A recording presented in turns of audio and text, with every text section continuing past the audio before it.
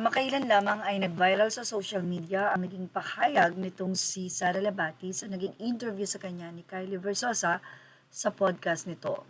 Ano nga ba ang mga ibinahagi ni Sara Labati?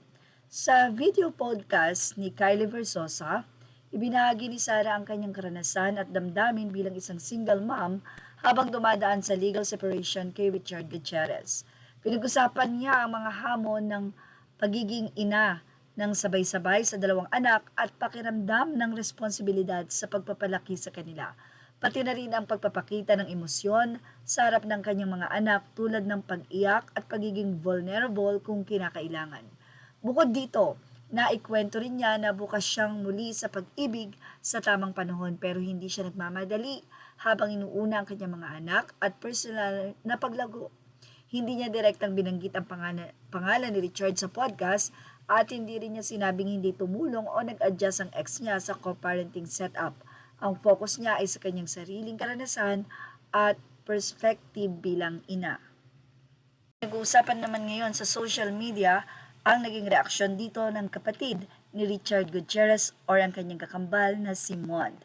Ayon kay Raymond, dinais niyang ipagtanggol ang kapatid na si Richard lalo na sa pananaw ng publiko ukol sa pagiging ama at papel ni Richard sa pagpapalaki ng mga bata.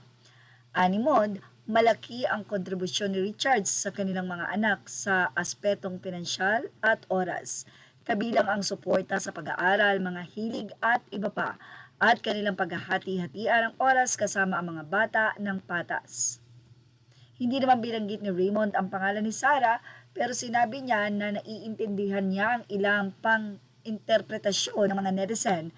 Kaya naman ipinaliwanag niya ang sitwasyon para linawin ang fact at ipagtanggol ang kanyang kapatid o ang image ni Richard bilang isang ama.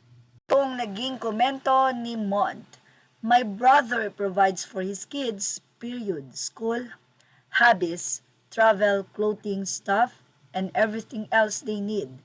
The kids split their time equally between both parents. I can't sit here and watch this and not state facts. I wish this was clarified during this interview." Samantala, na ang say naman ng mga netizen, what do you expect from a bitter ex?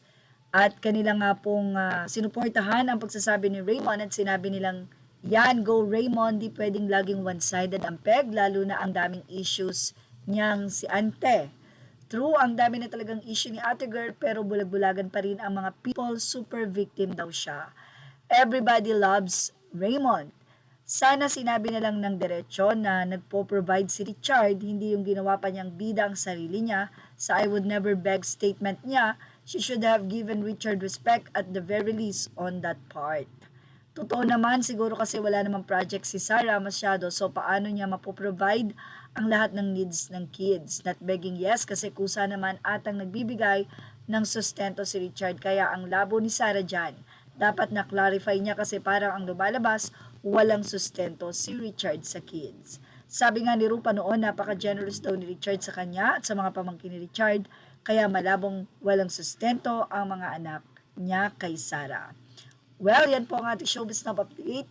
Images are all credit to the rightful owners. Please like, share, and subscribe.